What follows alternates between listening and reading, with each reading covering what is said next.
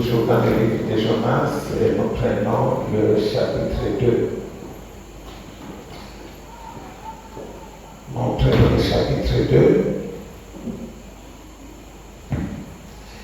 Chapitre 2, on nous dit ceci. L'Éternel fit venir un grand poisson pour engloutir Jonas. Et Jonas fut dans le ventre du poisson 3 jours et 3 nuits. Jonas, dans le ventre du poisson, pria l'Éternel son Dieu. Il dit, dans ma détresse, j'ai invoqué l'Éternel et il m'a exaucé. Du sein de ces jours des morts, j'ai crié et tu as entendu ma voix. Tu m'as jeté dans l'abîme, dans le cœur de la mer, et les courants d'eau m'ont environné. Tout était vague, et tous tes flots ont passé sur moi. Je disais, je suis chassé loin de ton regard, mais je verrai encore ton Saint-Temple. Les eaux m'ont couvert jusqu'à m'ôter la vie. L'abîme m'a enveloppé. Les roseaux ont entouré ma tête. Je suis descendu jusqu'aux racines des montagnes. Les barres de la terre m'enfermaient pour toujours. Mais tu m'as fait remonter vivant de la fosse. Éternel, mon Dieu, quand mon âme était abattue au-dedans de moi, je me suis souvenu de l'Éternel. Et ma prière est parvenue jusqu'à toi dans ton Saint-Temple. Ceux qui s'attachent à de vaines idoles éloignent de la miséricorde. Pour moi, je t'offrirai des sacrifices avec un cri d'action de grâce. J'accomplirai les vœux que j'ai faits. Le salut vient de l'Éternel. L'Éternel parla au poisson et le poisson vomit Jonas sur la terre. Amen. Alors que le Seigneur Jésus a dit que l'ange de sa parole, que nous soyons. Amen. Alors nous sommes en train de parler toujours de notre thème de la responsabilité et le sujet que nous sommes en train de parler, Jonas le fugitif. Fugitif pourquoi? Parce qu'il a fui devant la face de l'Éternel. C'était une responsabilité qui était entre ses mains, mais il a fui sa propre responsabilité. Alors, le mot responsabilité, c'est aujourd'hui que j'ai essayé de voir ça dans le dictionnaire. On nous parle de la responsabilité d'une personne. Donc, c'est une personne qui est à l'obligation de répondre de ses actions. Amen. Amen. Ou bien celle des autres. Donc, en d'autres termes, c'est un garant de quelque chose. Là, c'est le dictionnaire qui nous donne cette définition. Donc, lorsque nous parlons de la responsabilité, ce n'est pas quelque chose que tu dois faire si je veux. Non, si je peux. La responsabilité, c'est une obligation. Amen. C'est une obligation de répondre de tes actions. Amen. Donc c'est ça la responsabilité. Alors pendant que nous parlons de Jonas, nous parlons que Jonas était capable de répondre aux obligations de ses actions. Effectivement, c'est pourquoi il a fui. Et c'est la raison pour laquelle nous l'appelons fugitif. Et ces choses-là n'ont pas été écrites en vain. Mes amis, ce que nous devons savoir, pendant que nous partons aux eaux de la terre pour prendre notre responsabilité, parfois nous le faisons aveuglément, sans comprendre ce que Dieu est en train de faire. Amen. Donc Dieu est en train de signer, Dieu est en train d'accepter une responsabilité. Et cette responsabilité-là n'est pas une responsabilité peut-être d'un travail physique, mais une responsabilité d'un travail spirituel. Mes amis, ce n'est pas facile. La responsabilité là que tu acceptes, c'est pour servir un être spirituel. Alors que toi, tu es dans le physique. Mais maintenant, tu dois servir un être spirituel que tu ne vois pas. Mais tu dois faire ce qu'il a dit dans sa parole. Mais il ne se voit pas. Et il utilise parfois une personne que tu peux même maîtriser. Mais c'est la personne-là qu'il a choisie pour te transmettre sa pensée. Maintenant, l'engagement que nous avons reçu comme obligation, nous sommes obligés d'accepter ce que l'homme de là a dit. Qu'il soit pidiméo, qu'il soit comment, qu'il mange dans les poubelles, qu'il soit comment, mais comme Dieu a accepté d'assumer cette responsabilité, tu es obligé d'écouter la personne là et de faire tout ce que Dieu a dit à travers cette personne. C'est ça toute notre responsabilité. Et il y a des fois, Dieu peut te parler par inspiration. Amen. Et dans tout ça, nous échouons toujours. Parfois, tu n'es pas attentif à ce que l'Esprit te dit. Tu échoues dans ta responsabilité. Comme ce que nous voyons Jonas. Jonas, c'était un message direct. Ce n'était pas un message par intermédiaire, mais c'était un message direct tout droit de lui-même. Parce que Jonas était un prophète.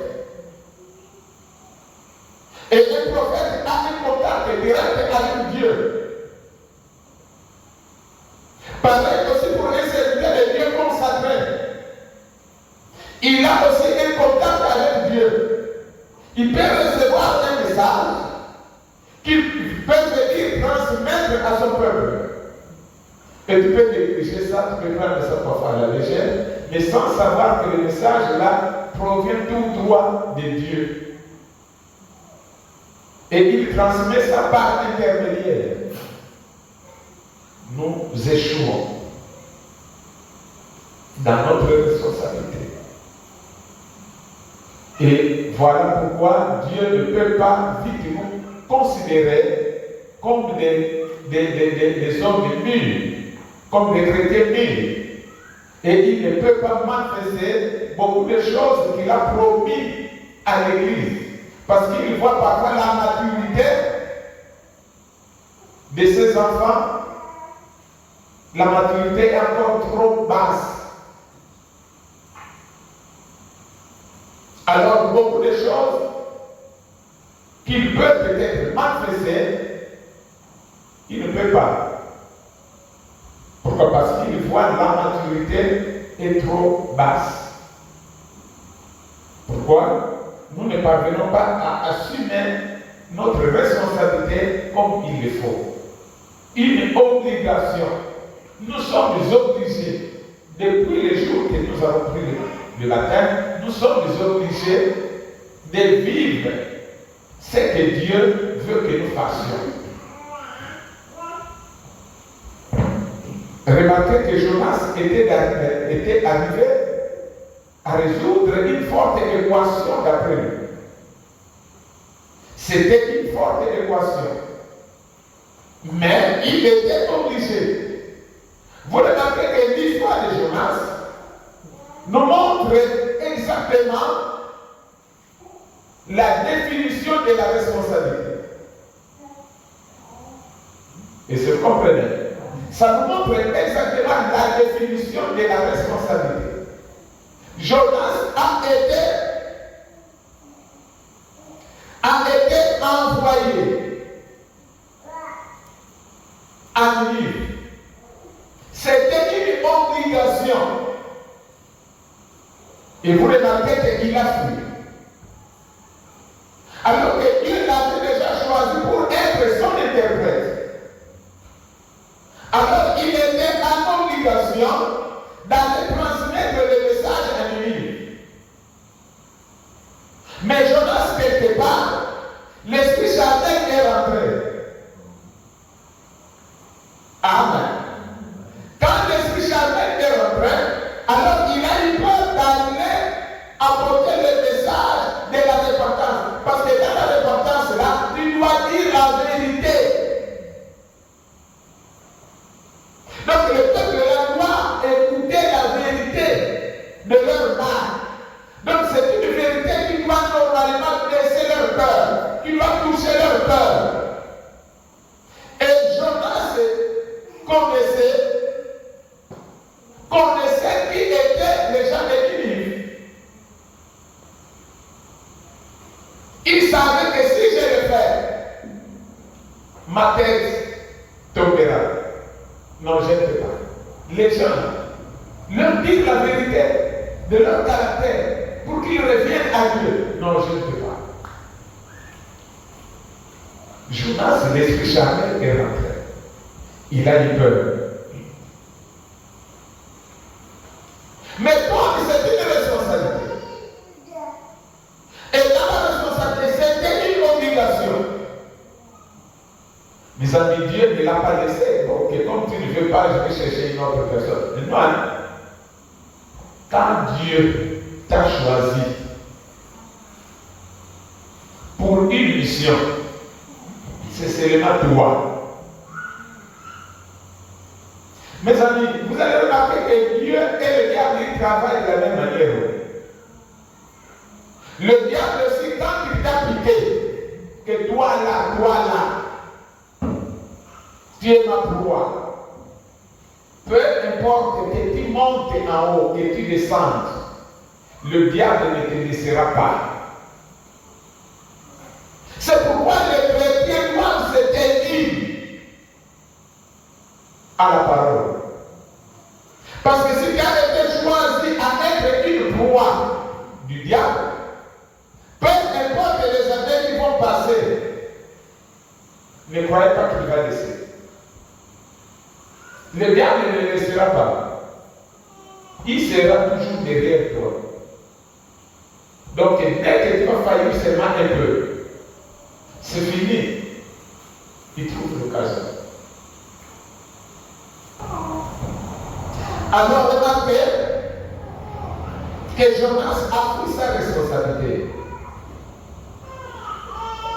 Et en fouillant sa responsabilité, il a oublié que la responsabilité, c'est une obligation. Vous remarquez que Dieu l'a obligé d'aller répondre, d'aller effectivement réaliser ce que Dieu voulait qu'il fasse. Est-ce que vous comprenez? C'est une obligation et Dieu l'a obligé. Comme tu as cherché la mort, mais moi je t'ai envoyé, toi-même tu as accepté la responsabilité de te servir. Tu dois continuer à me servir jusqu'à la fin. Alors poisson va, prends-le. Il doit aller résoudre ma mission là. Amen. Mes amis, ces choses-là faut passer par l'expérience. Il faut traverser l'expérience de Dieu quand il t'oblige à faire quelque chose. Amen. Amen. C'est là où tu verras. Nous autres là que vous voyez, nous sommes les bénéficiaires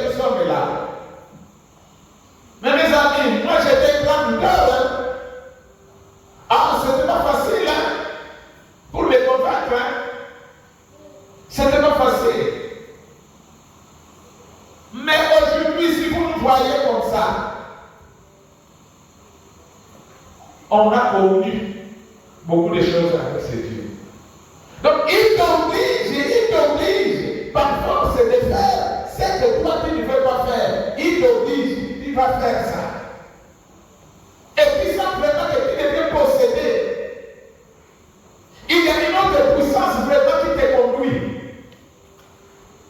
Et jusqu'à ce que tu vas finir à faire ce qu'il te dit de faire, là tu verras maintenant. Et maintenant, Jonas, malheur pour lui.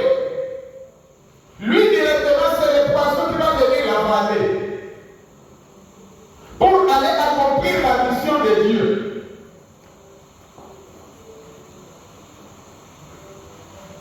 C'est pourquoi, mes amis, nous ne devons pas blaguer avec la responsabilité de Dieu. Ce n'est pas quelque chose à prendre à la légère. Jonas va faire 3 jours, 3 nuits dans le ventre du poisson pour aller réaliser la mission de Dieu. Dieu ne peut pas faillir. Dieu ne peut pas accepter de faillir. Comment Jonas va me faire faillir? Jamais. Tu vas aller. Ce que tu fouilles là, tu vas voir ça. Alors le poisson va, avalez-moi la personne là. Allez-y. Va me la vomir juste là à minuit. Alors je vais voir là où il fera encore. Donc Jonas était devenu maintenant entre le marteau et la pluie. Obligé maintenant de faire ce que Dieu voulait qu'il fasse. 3 jours dans le ventre. Et vous remarquez que quand Jésus vient, dans Matthieu 12, excusez-moi, dans Matthieu 12, verset 40, Jésus va se référer à ce qui s'était passé au temps de Jonas. Il va dire, quand même que Jonas vit 3 jours et 3 nuits dans le ventre d'un grand poisson, de même, le Fils de l'homme sera 3 jours et 3 nuits dans le sein de la terre. Les hommes de Ninive se lèveront au jour du jugement avec cette génération et la condamneront parce qu'il s'est repenti à la prédication de Jonas. Et voici, il y a plus que Jonas. Vous savez pourquoi Jésus prend l'exemple là? Vous savez pourquoi Jésus a pris l'exemple là? Hein? Pour que le miracle de Jonas se manifeste. Amen. Il y avait un peuple quelque part. Amen. Qui vivait dans le péché. Amen. Dans le péché extrême. Et le péché extrême. Alors Jonas a eu peur d'y aller. Amen. Et comme il a eu peur d'y aller, il veut fuir. Dieu va l'engloutir dans le poisson. 3 jours, 3 nuits. Donc, c'était une grande tragédie. Le poisson, dans l'eau, il vit. Mais 3 jours et 3 nuits, le poisson ne faisait que voyager. Amen. Pourquoi? C'est pour réaliser le souci qui était dans le cœur de Dieu, de sauver ce peuple-là. Amen. C'est pourquoi quand Jésus vient, il a regardé le peuple aussi qui était dans le péché extrême.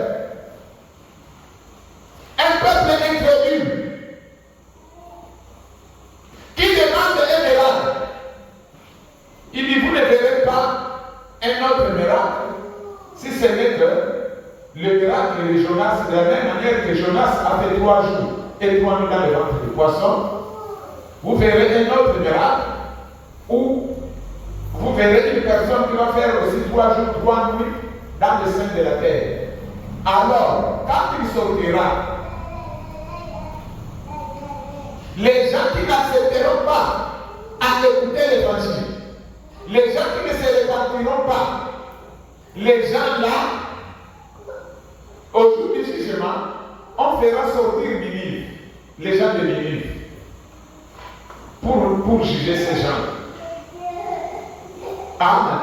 Parce qu'ils ont pris le miracle. Amen.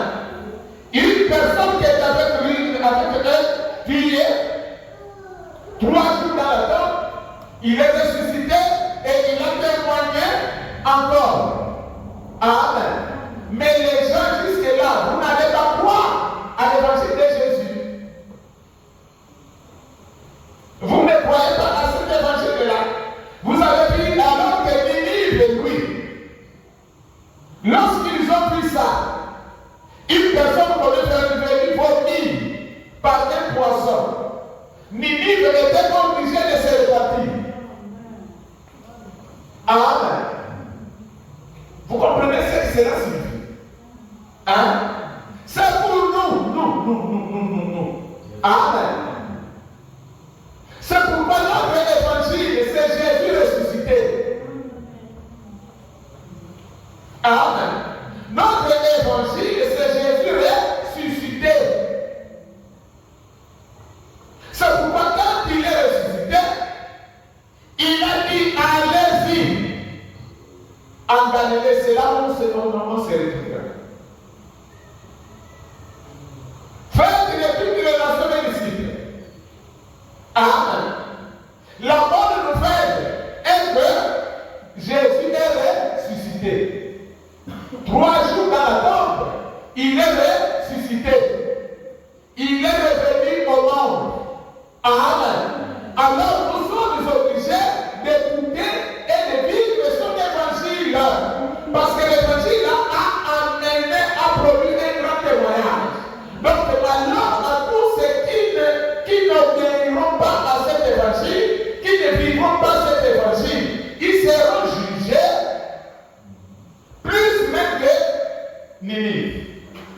Et ce jour du jugement-là, on fera sortir les gens de Ninive pour venir témoigner. C'est eux qui vous condamneront.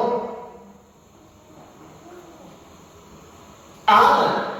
Notre évangile, c'est Jésus ressuscité. Amen. C'est ça le témoignage. Jésus ressuscité. Qu'est-ce qu'il a ressuscité? C'est cette parole. Amen.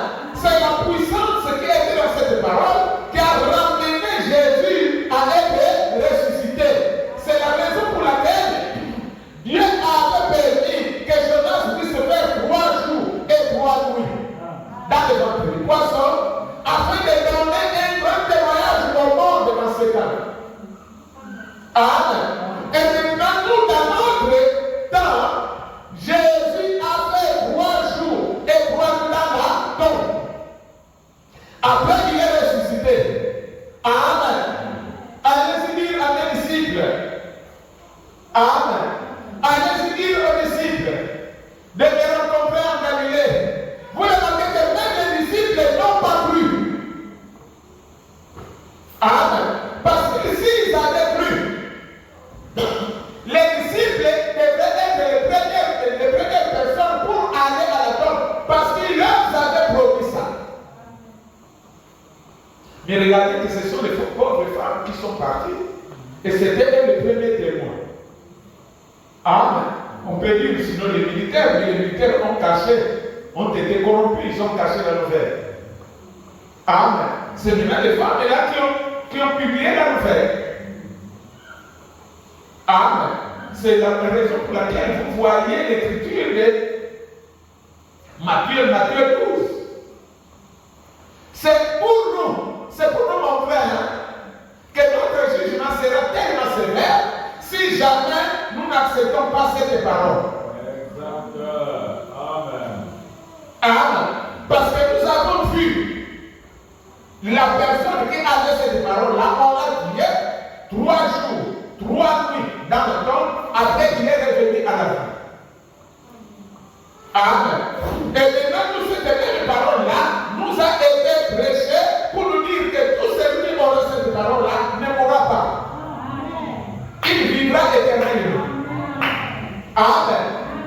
Il vivra éternellement et l'exemple est devant nous. C'est Jésus. Amen. Maintenant, toi, tu vois l'exemple là. Amen. Mais tu ne veux pas vivre cette parole. Tu ne veux pas mettre cette parole-là en pratique. Tu ne veux pas prendre tes responsabilités pour vivre cette parole. Amen. Et si vous comprenez notre condamnation, c'est la raison pour laquelle nous parlons de Jonas. Amen. Bien qu'il était fugitif, mais son histoire-là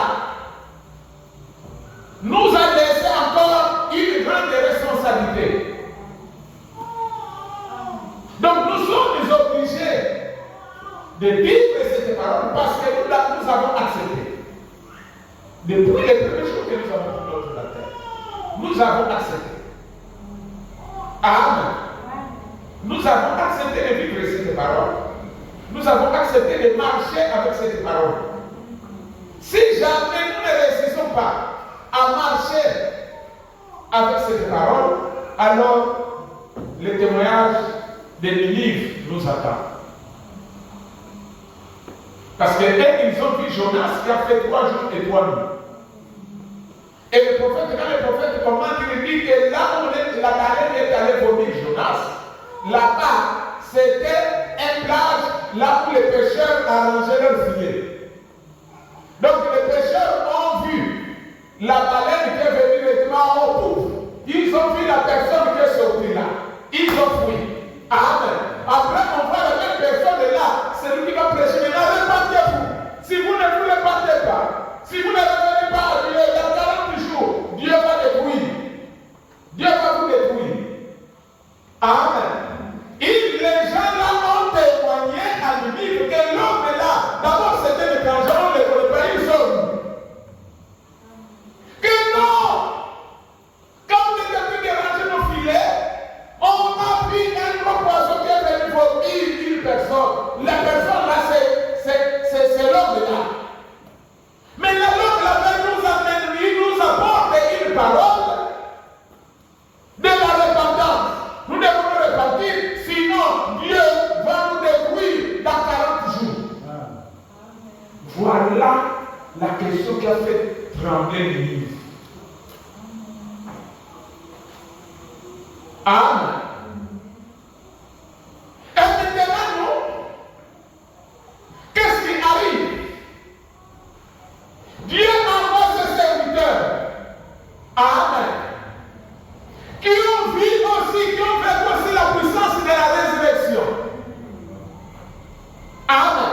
Ces serviteurs aussi qui ont vécu la puissance de la résurrection. Ces serviteurs-là connaissent et ils comprennent la puissance de la résurrection. Ils ont vécu l'expérience là qui a ramené Jésus de la tombe. La puissance là qui a ressuscité Jésus. La puissance là, ils ont envoyé ça. Et ils ont senti vraiment que c'est quelque chose d'extraordinaire. Amen. Alors, Dieu leur dit, allez-vous aussi partir. Allez-y témoigner. Allez-y témoigner ma puissance. Allez-y. Allez-y. Allez-y témoigner ma puissance. Que je vis au siècle des siècles. Allez-y. Cette puissance-là vit en vous. Allez-y. Et prenez cette puissance-là. Contaminez ça à tous ceux qui croiront. En qui rêvent par un jour. C'est pourquoi nous sommes là. Amen. C'est la raison pour laquelle Branham vient. Si tu n'as jamais rencontré la colonne de feu de Moïse, ne tentez pas d'aller prêcher là. Parce que tu dois d'abord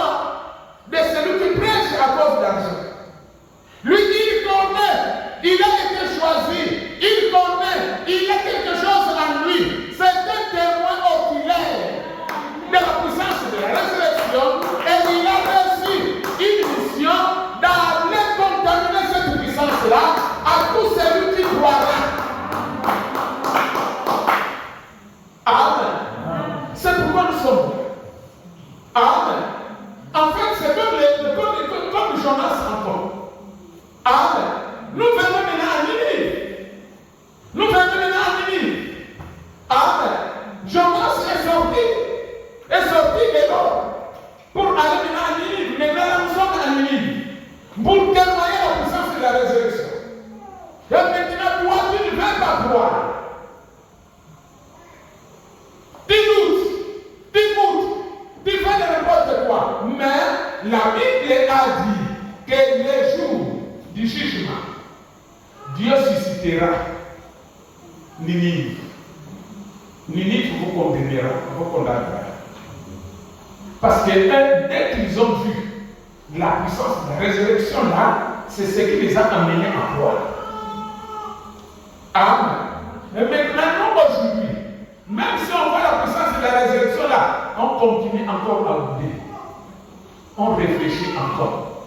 On raisonne encore. On calcule encore. Mes amis, il n'y a pas quelque chose, il n'y a plus à calculer. Dès qu'on voit la puissance de la résurrection, nous sommes obligés de croire, de vivre. C'est la chose qui amène les autres. Mes amis, la compréhension de la parole, nous les Africains et les Blancs, c'est différent. Amen.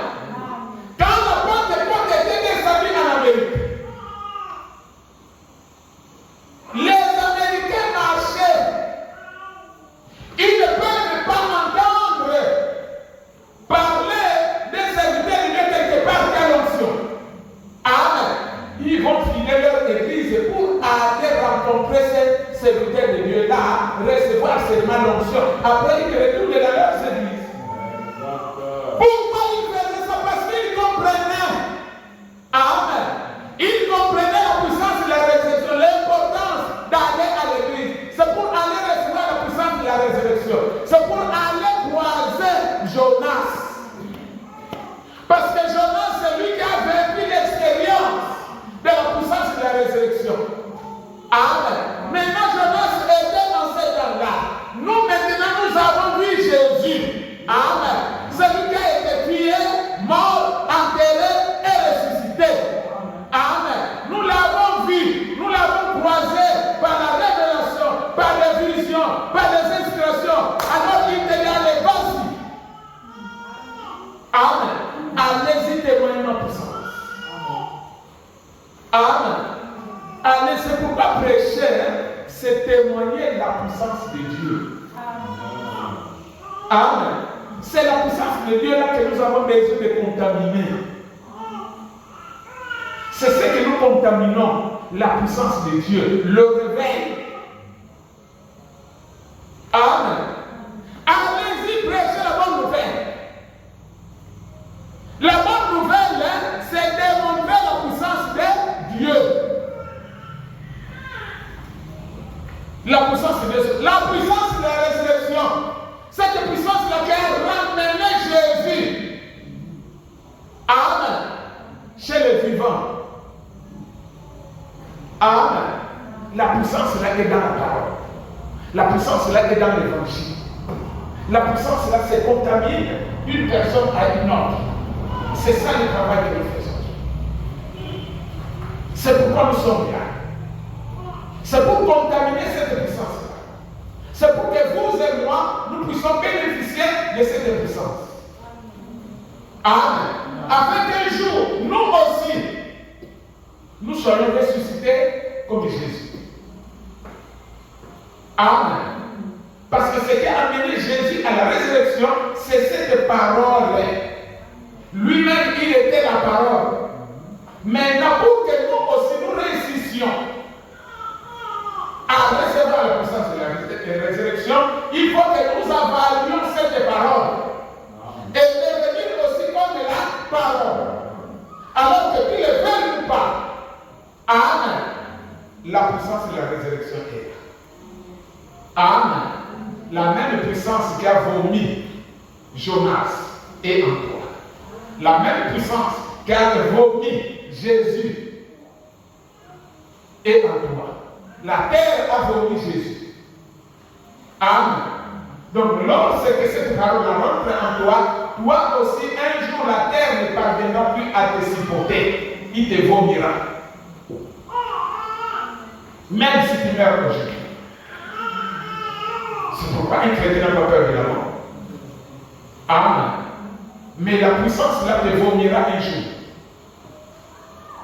Et c'est pour aller vivre maintenant éternellement. C'est ça l'exemple que Jésus nous a montré après qu'il a démontré l'exemple là chez les gens de Ninive. Dans notre ère, maintenant Jésus est venu pour nous montrer le même exemple. Alors maintenant toi, tu ne comprends pas jusque là, tu ne veux pas croire jusque là, mais attends, un temps viendra où tu diras encore si je savais. Non, tu savais. C'est depuis si je savais, tu savais. Ah, donc c'est aujourd'hui où nous devons reconnaître ce que Dieu veut de nous. Amen. Répentons-nous et marchons correctement avec Dieu. Et Dieu fera de nous ses enfants par adoption. Amen. Nous allons lire quelque chose, toujours dans le brochure Un homme qui fut la face de l'Éternel, au paragraphe 64 jusqu'à 70.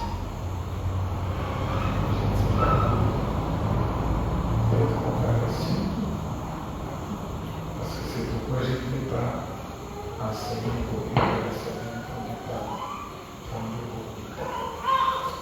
Et quand on voit quelque chose présenté, je pense qu'au lieu de fuir, de dire oh, c'est absurde, je ne peux pas croire une chose comme celle-là, je ne pourrais pas croire ça. Pourquoi ne pas prendre la Bible et s'asseoir et y faire face, étudier-le? En ce moment, vous êtes ici à la réunion, examinez-le. Vérifiez-le vous-même avec la parole. Vérifiez la parole par la parole. C'est la seule manière de lui faire dire la vérité. Et elle doit dire la vérité de la Genèse à Apocalypse. Amen. Christ est la révélation de toute la Bible.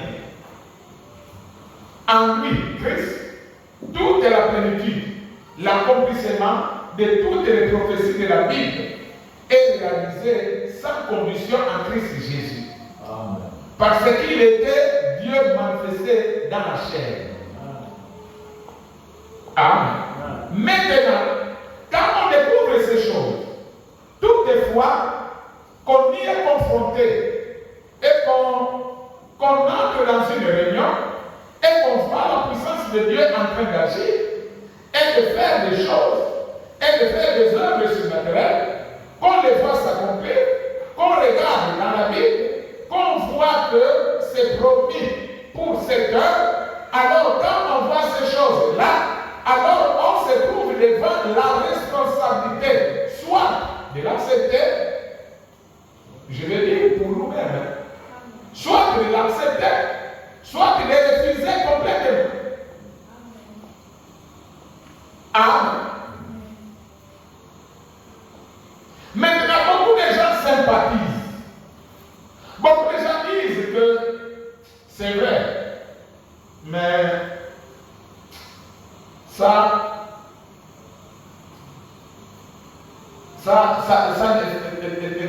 là, ce n'est pas de ça que vous êtes responsable. Oh. Mais ce que tu as écouté, ce que tu as vu, tu es responsable. Amen. Ce n'est pas une question de dire que non, ce n'est pas de ça que je suis responsable. Tu es responsable de toute la parole. Toute la parole que tu as écoutée, tu es responsable. Amen.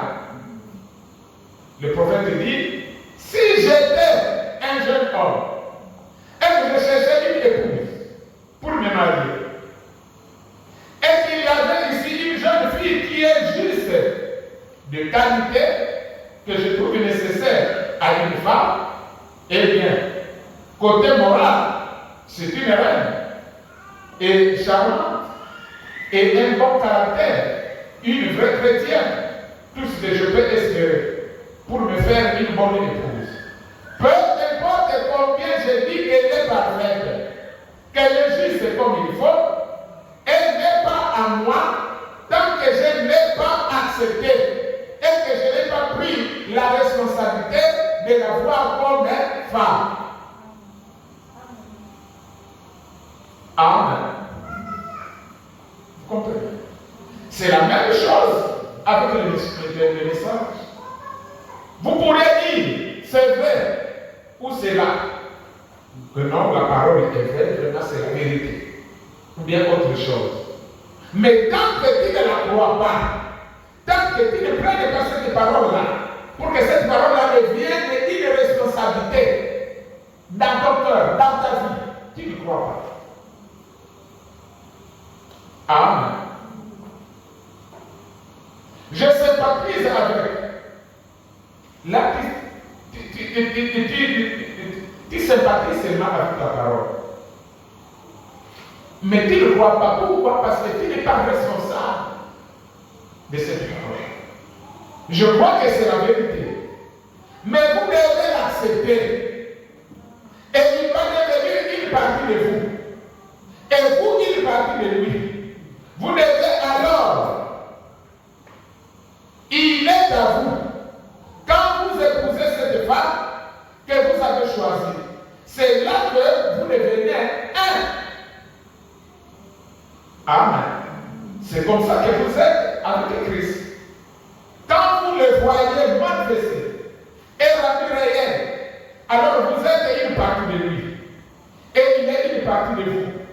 Et ensemble, vous êtes une partie du message.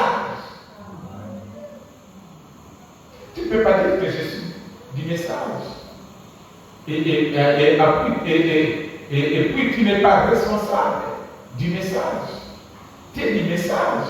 Tu es responsable de toute la parole que tu écoutes. Donc tu es appelé de prendre cette parole-là au sérieux.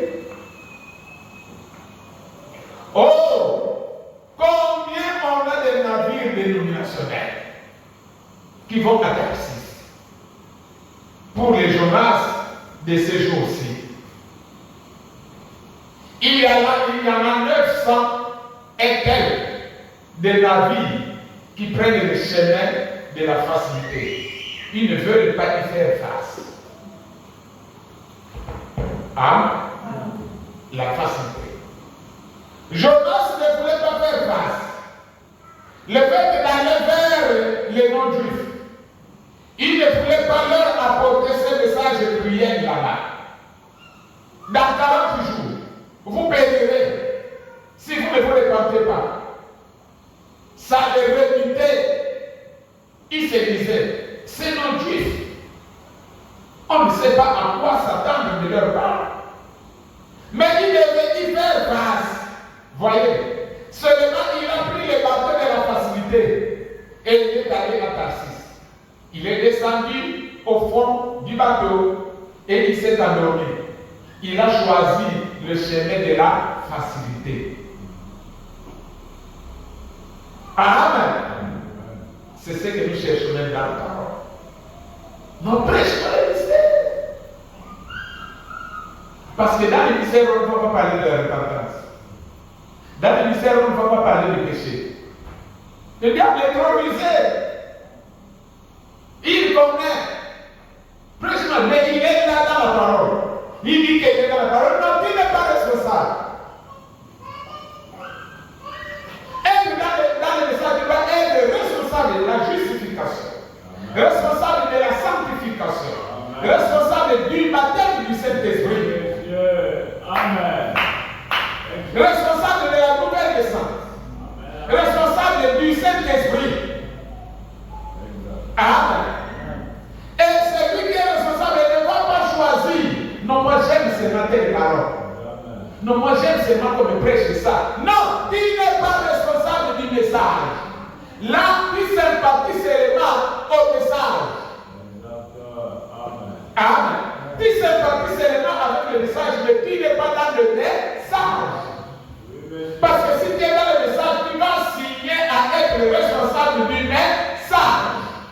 Et quand tu es responsable du message, tu ne vas plus choisir la qualité de la parole que tu dois écouter. Parce que le message, c'est l'ensemble de toute la parole. C'est Dieu en fait. Amen. Et quand tu vas chercher le chemin de la facilité,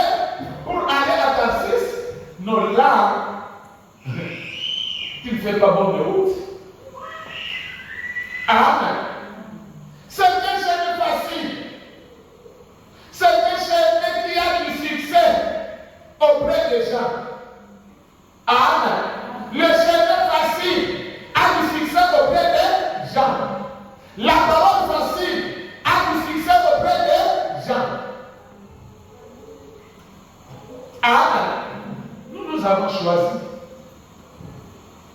à prêcher cette parole en l'air là. Amen. Que j'ai même 10 brebis, 20 brebis, ça m'est égal. Amen.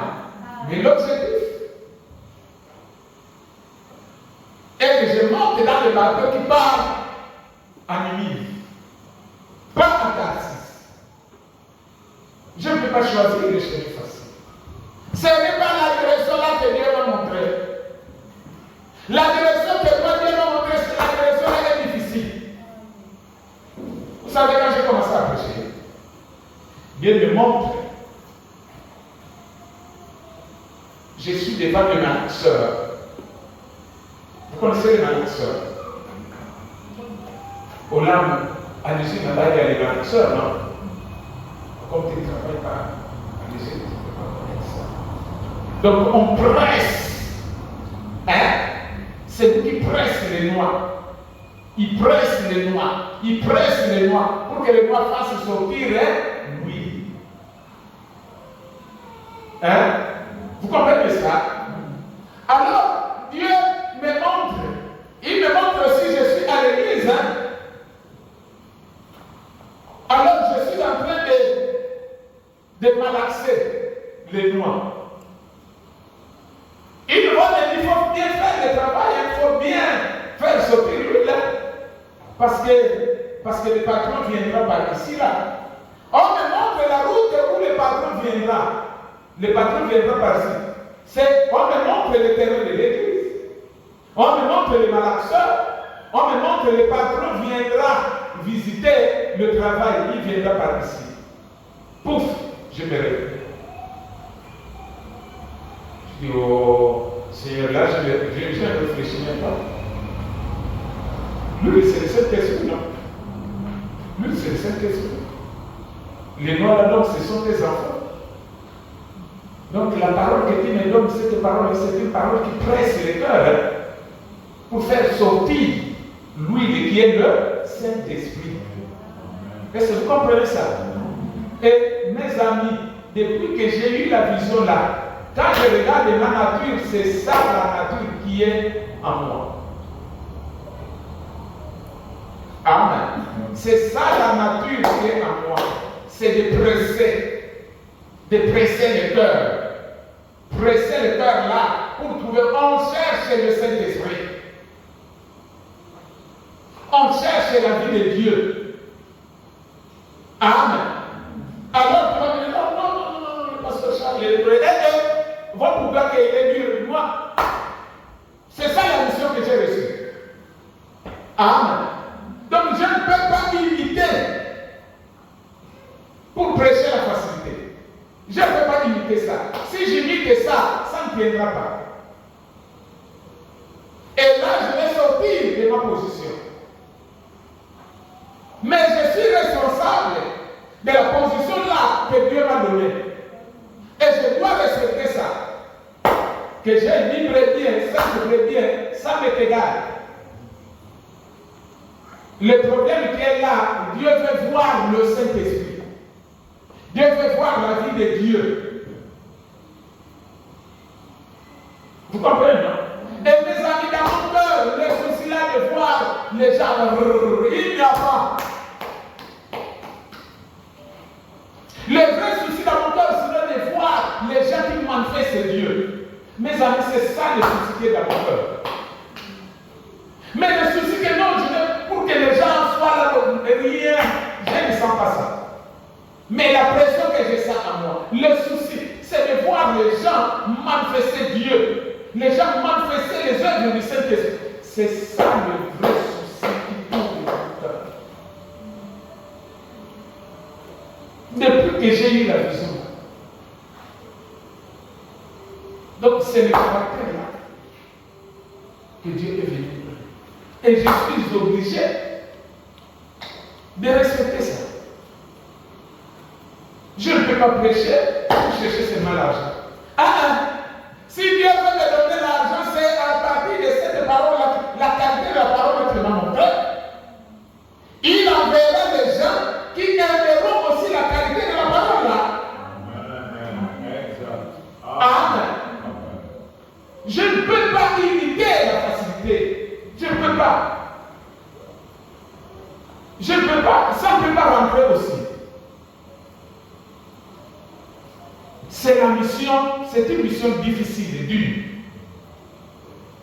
C'est une mission difficile. Dieu te confie une mission pareille. Tu presses. Tous les gens que je t'enverrai là, tu presses. Pour chercher à faire sortir lui. Mes amis, ce n'est pas une mission facile. Et nous sommes là. C'est pourquoi on n'a pas les soucis de contestation. Amen. Les autres qui ne comprennent pas, ils nous critiquent. Non! Ils prêchent comme ça pour dire que celui seulement qui connaît. C'est ce que j'ai reçu, mes amis. C'est ce que j'ai reçu. Je ne peux pas aller ni à gauche ni à droite.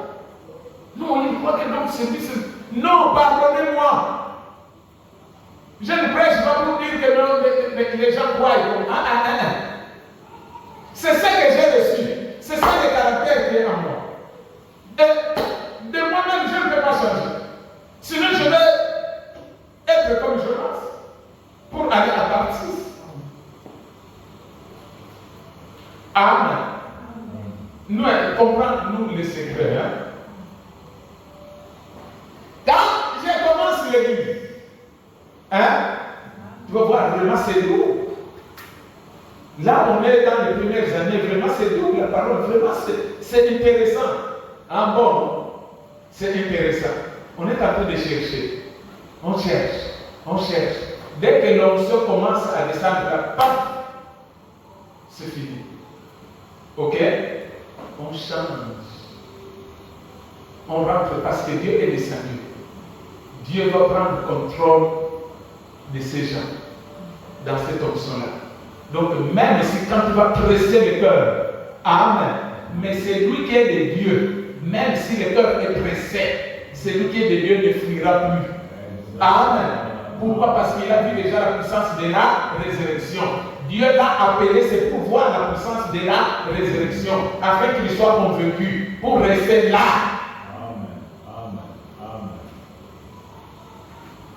Et mes frères, vous comprenez? C'est ça le secret du ministère. Si Dieu, un jour, vous choisit, que tu vas commencer l'œuvre quelque part. Ok? C'est comme ça qu'on commence l'œuvre. On prêche d'abord la parole terre à terre, pour appeler les gens. Après, tu attends seulement. Dès que l'onction commence à visiter la salle, tu vas voir aussi directement les cœurs changent. Les inspirations changent. Il amène la haine du péché. La haine du péché descend. Et quand la haine du péché descend là, tu n'as plus de pitié. Tu condamnes, tu massacres le péché. Pourquoi? Parce que l'onction est déjà là. L'onction là, c'est ce qui va retenir les gens. Vous comprenez, non? C'est ça le plan du ministère. Mais si l'onction n'est pas encore descendu, n'essaye pas. Parce que là, Dieu n'est pas encore descendu. Parce que c'est Dieu qui doit bloquer les gens. Si l'onction n'est pas encore descendu, n'essaye pas. Tu vas gaspiller. Vous comprenez, non? Maintenant, quand l'onction descendra, les gens ont vu. Amen. Tu endurcis maintenant la parole. Parce que là, maintenant, tu vas presser. Le but de cette parole, c'est d'amener les gens au Saint-Esprit. C'est pas pour garder seulement les gens. Non. Et c'est lui qui a été choisi à amener au Saint-Esprit. Même quand la parole sera solide, il sera là. Si tu vois celui qui fuit, il n'a pas été choisi. Vous comprenez, non? Et la route du ciel n'appartient pas aux plusieurs gens. C'est un petit groupe minoritaire que Dieu a préparé pour arriver jusqu'au ciel. Et les petits groupes-là, ils ont des discernements d'une véritable parole qui doit les amener à la perfection.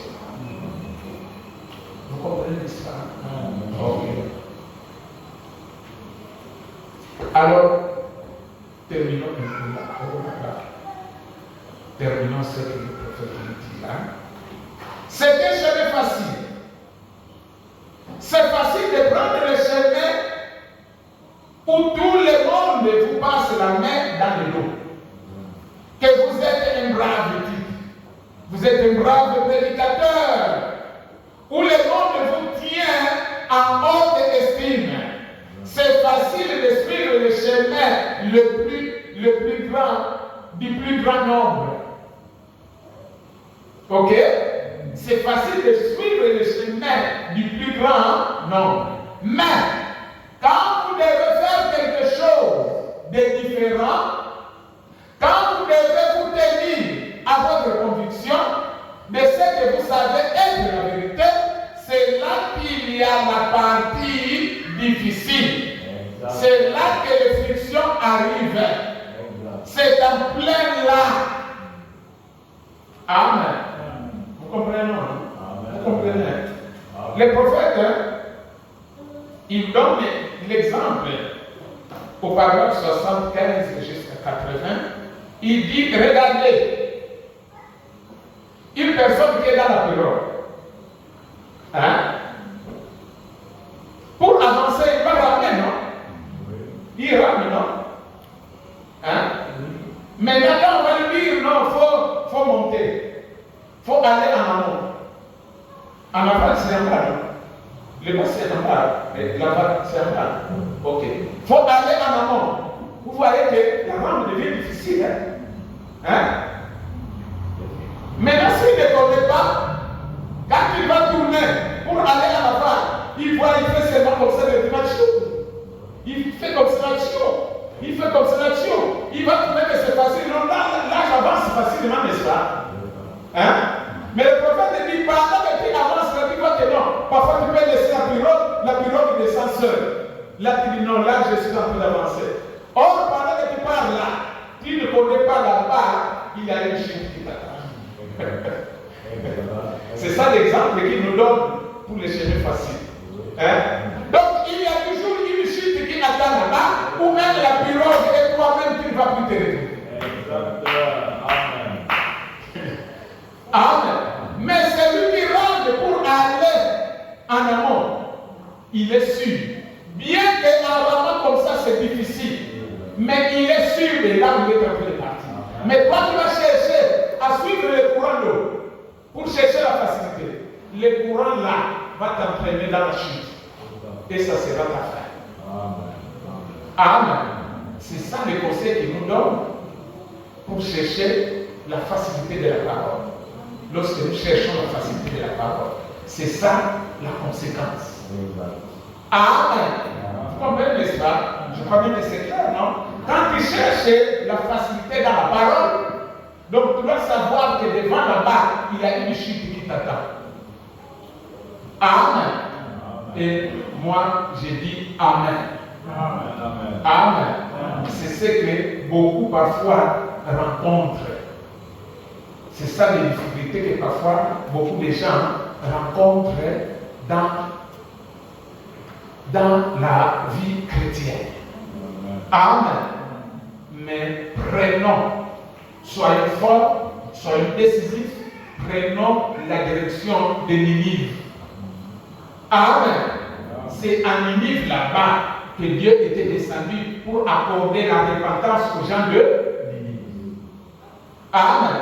La repentance, mes amis, si Dieu ne descend pas, tu ne peux pas te repentir. Amen. Il faut que Dieu descende. Amen. Et c'est pourquoi nous maintenant, nous devons prendre la route de Ninive. Parce que c'est à Ninive là que Dieu était descendu pour apporter la repentance aux gens de Ninive. Amen. Amen. Et Ninive, c'était un chemin difficile, compliqué. Amen. Et Jonas avait fui. Amen. Mais nous ne soyons plus de Jonas. Ok? Ok? Vous voulez être encore de Jonas aujourd'hui? Le prophète nous a parlé de Jonas. Amen. De Jonas qui cherche la route de Tarsis. Nous, maintenant, cherchons le chemin de Ninive. Amen. Un grand réveil nous attend là-bas. Amen. À Ninive, un grand réveil nous a. Un grand réveil nous a. Un grand réveil nous attend à Ninive là-bas. C'est là où Dieu doit descendre. Et pour que Dieu descende là, il faut que nous-mêmes nous choisissons. Amen. Le chemin là qui est difficile. Amen. Et pendant que tu vois que c'est difficile, là, le prophète avait l'habitude de dire que si ça ne te fait pas du mal, ça ne te fera jamais du bien. Il dit que c'est notre maman qui nous donnait souvent ce proverbe-là. Que si ça ne te fait pas du mal, ça ne te fera pas du bien. Tout ce qui ne te fait pas du mal, tout ce qui ne te fait pas du mal, tu ne verras pas aussi le bien. Amen. Et ça doit te faire du mal pour que tu puisses voir le bien. Amen. C'est comme un enfant qu'on chicote. Amen. C'est pour ton bien. Amen. Que Dieu vous bénisse.